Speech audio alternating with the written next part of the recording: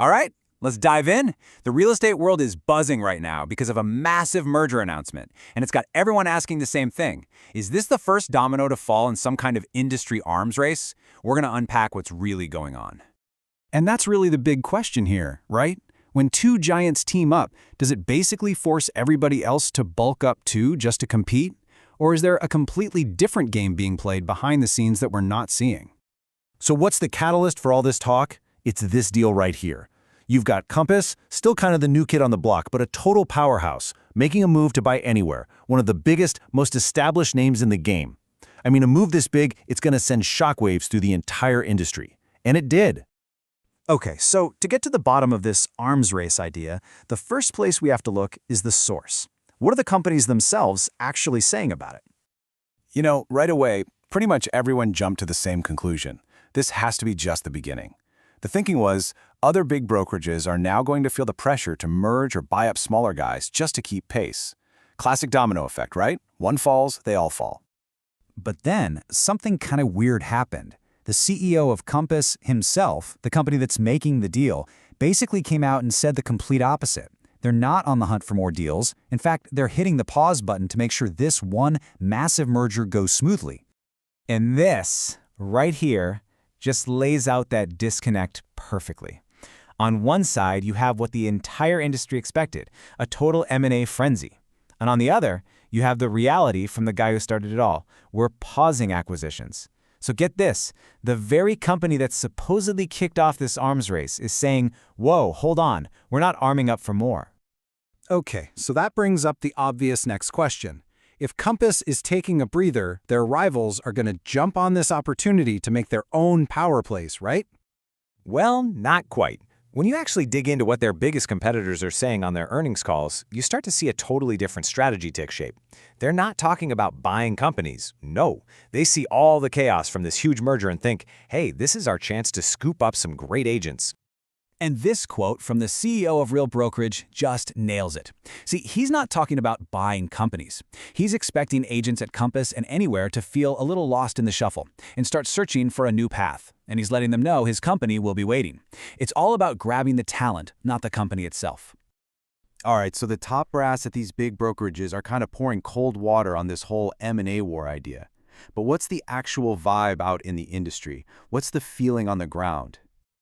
This is where it gets really interesting, because even though the executives are playing it cool, surveys are showing that the buzz around mergers and acquisitions is actually louder than ever.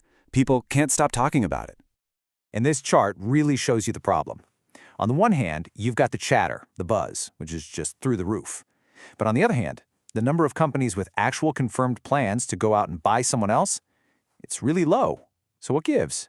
Why is everybody talking about it if nobody's actually, doing it? Which makes you wonder about the buzz itself. Is all this chatter really a sign of a huge wave of deals about to happen? Or is everyone just talking about the one huge Compass Anywhere deal, and that single event is creating an echo that makes it sound like a whole lot more is going on? So we've got a real puzzle here. The leaders are saying one thing, the industry buzz is saying another. But what if? What if we've been looking at this whole thing the wrong way? What if this fight isn't even between brokerages? Yeah, it turns out the biggest bombshell, the comment that flips this whole story on its head, didn't even come from another brokerage. It came from the CEO of CoStar, a massive real estate data company. Here it is, the CEO of CoStar, Andy Florance, just comes out and says it.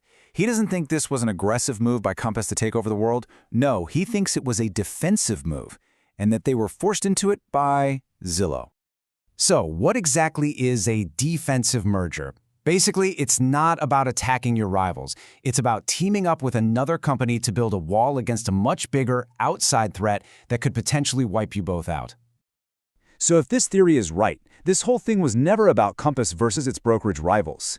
It's about the traditional brokerage world taking on the massive online portals like Zillow. By merging, Compass and Anywhere suddenly control a huge chunk of listing data, and that data is the absolute lifeblood of a company like Zillow. Now, Zillow, for its part, kind of shrugged this off, saying it wouldn't have a big negative impact. But they did admit it might create more noise around hidden listings, which is kind of a quiet admission that, yeah, there's a power struggle over data brewing here. Okay, so we've looked at what the execs are saying, what the industry buzz is, and this wildcard theory from an outsider. So where does that leave us on this whole arms race question? All right, let's break it all down. First, this M&A arms race everyone was expecting? Yeah, not really happening. At least not yet. Second, the real fight right now is for talent. It's all about recruiting agents.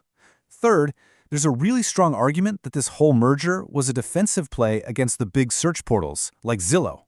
And that leads to our final point. The real war might not be for buying companies, but for controlling the data that runs this whole industry. And that leaves us with one last big question. We came into this asking about a battle between brokerages. But maybe the question we should be asking is this. Is the future of real estate going to be fought between brokerages, or is it really a much bigger war over data?